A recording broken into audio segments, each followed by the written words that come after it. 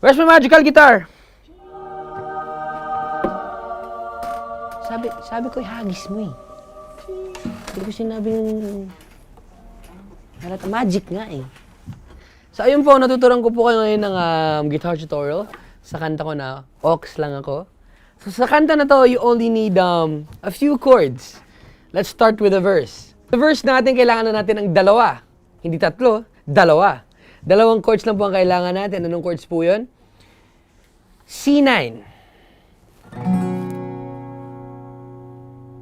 And a G. So yun lang po yung verse natin. But if you want to do the original key, kailangan mo ng capo, capo, capo, or kahit ano pa yan. Basta, ito. So isasabit mo lang siya sa second fret. So nasa second fret na po yung capo natin. And we'll still do the same chords. Yung dalawang chords lang po yung verse natin. So we'll go with C9. It goes like this.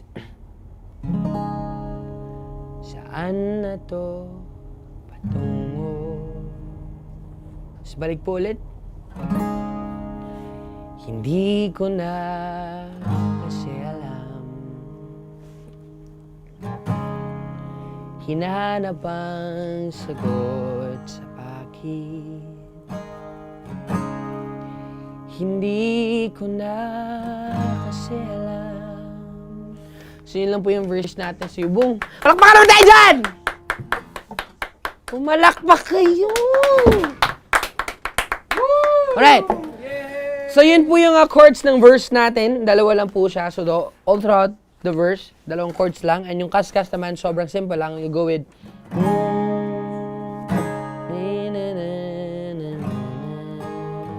ganun lang po. Simple strumming lang will do, or you can do your own thing. Or just isa-isa lang. Ganon. Kaya na po bahala. It's your own will. So yun lang po yung chords natin. Dalawang chords lang po. C9 and a G. Ngayon naman tuturuan ko kayo kung paano gawin ang pre-chorus ng Ox Lang Ako. So ngayon, nadagdagan na ng dalawang chords. E minor, C9, G, and D. Gets? Do it again. Nagbago na lahat sa'yo. Nagbago na lahat, pati tayo. The whole pre-chorus, paulit-ulit lang siya, 4 chords. Nagbago na ang iyong tingin, ang iyong ngiti, ang iyong nararamdaman. So bumalik lang tayo sa C9. Ang inihiling. Tas D ulit. Ko lang naman.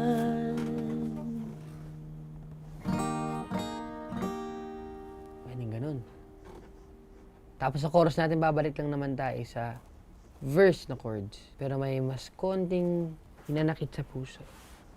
Yakapin mo ko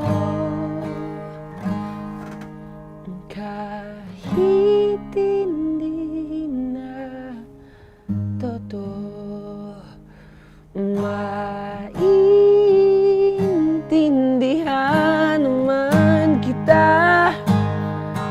Kung sawa ka na, kung saan ka sasaya, huwag kang A minor lang po ang chord natin. Alala,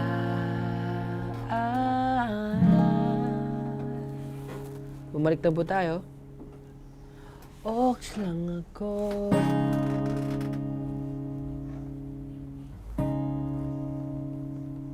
Continue po ulit sa verse. C9 na go back to G. The whole verse po and the whole song paulit-ulit lang po yung dalawang chords natin. Mag-change lang po ang chords natin sa pre-chorus, yung 4 na chords, and then ulit tayo sa verse na chords. Gagamitin natin yung chords sa verse dun sa chorus. Gets? And then, the whole song, yun lang po yung gagawin natin na chords. And sana may natutunan kayo. So that's it, guys. Thank you so much for watching my guitar tutorial. If you want to learn more Malabo guitar tutorials with me, you can subscribe to my channel or just request your songs. Thank you. Yo, what's up, guys? It's us again. It's me, John Rowan. I am still with Donald and Hi Bartolome. guys! And ngayon, guys, meron kaming surprise sa inyo because we will be doing a mashup of our songs. Kakaiba and Kakaibabe. Ano bang kwento ng Kakaibabe? Was it your first song? Yeah, wala. Naisip ko lang, syempre parang, like I said earlier sa interviews natin, I wanna write something different. So, yun, since girl nga ako na rapper here, I wanted to make boys understand kung ano yung meaning ng kakaibabe, which is yung kakaibang babae, and how parang may guide doon kung paano, how to take care of them. Yung ganon. So, yun doon nagsimula yung career ko sa pagiging rapper. Yung sa akin naman, yung Kakaiba is one of the first songs na sinulat namin ng group ko before.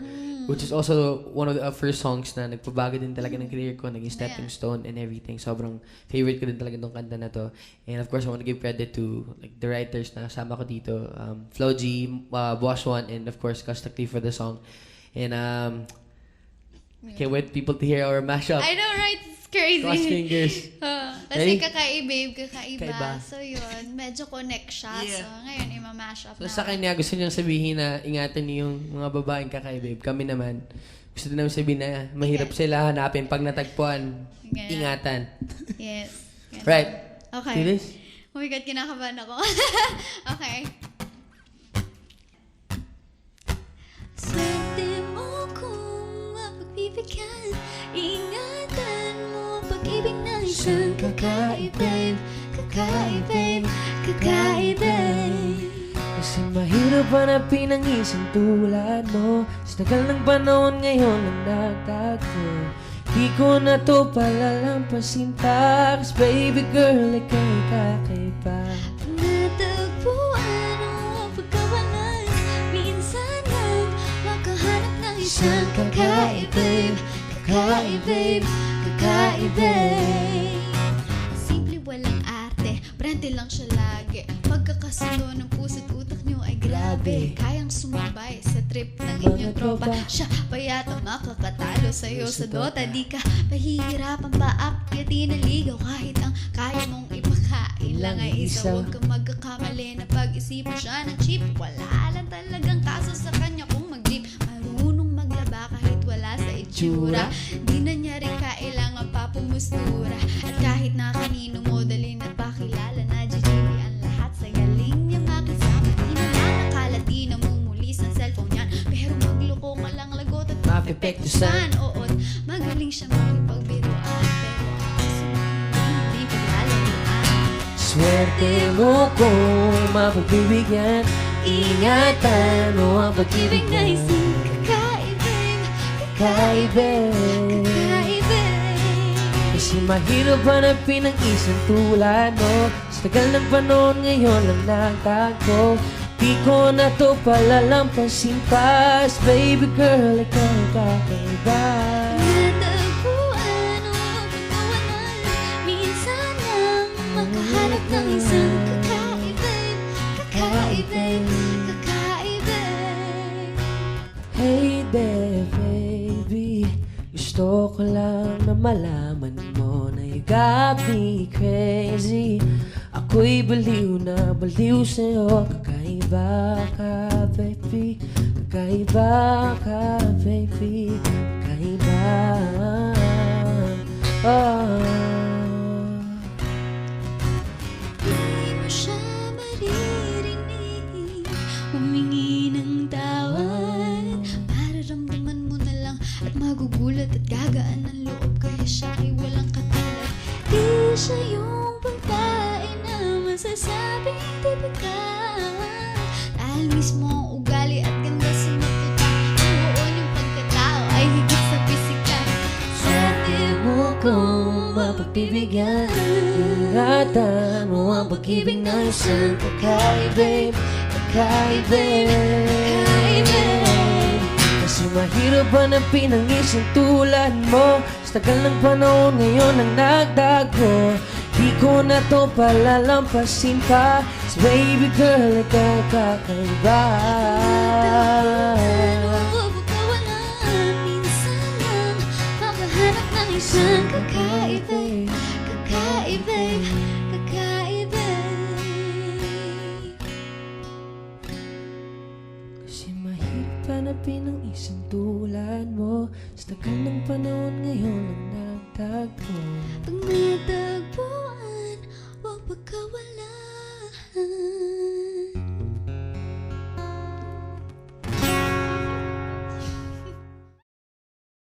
Alright guys, once again, this is John Roa and I am with Miss Donalyn Bartolome. Mrs. Oo, kasal na ako, sira. Charot! Joke! Joke yung itsura niya. Tingin ako, akala ko nag-secret wedding ka eh. Di namin alam eh. Alright guys, Miss Donalyn Bartolome po siya. Huwag po kayong malito. Thank you so much for joining me, ate. Thank you for having Nag-enjoy ka ba? me. Ang saya, oo naman. Ako din, sobra. Ang dami ko natutunan sa'yo. Tsaka ang tagal ko na rin hindi kinanta yung kakaibib. Di ba? And sobrang thankful lang din ako sa'yo sa mga advice mo. And Wow. ayan, sobrang thankful din yung audience natin na dito ka ngayon. Ay, Especially yung mga Thank fans. you po. Thank you for watching. Once again, guys, thank you so much for joining us. This is John Roa. And this is Donald Bartolome. And you're watching Jam it, Jam!